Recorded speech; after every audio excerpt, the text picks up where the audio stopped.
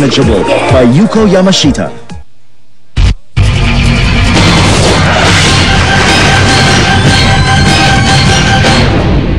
Magandang tanghali po. Bahagyang lumakas ang bagyong Bashang habang papalapit ito sa bansa.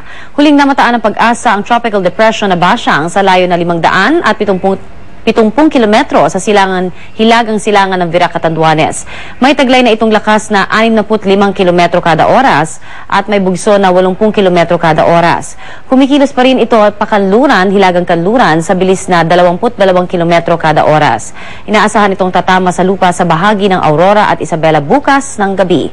Nananatili namang nakataas ang Public Storm Warning Signal number 1 sa Cagayan, Isabela at Aurora.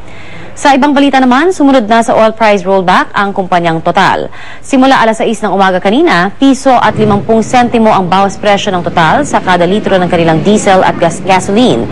Nauna nang nag-anunsyo ng kanilang rollback ang Shell, Sea Oil at Petron. Mula sa tahanan ng katotohanan, ako po si Connie Sison. Low pressure area sa silangan ng Visayas ganap ng bagyo. Pagsabog ng improvised explosive device sa Pasig, isa patay, 2 sugatan.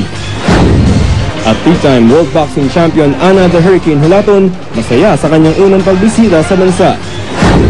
Tutukan sa 24 oras dahil hindi natutulog ang balita, mamaya pagkatapos ng Langit sa Piling Mo at bago ang Pilyang Kerubin.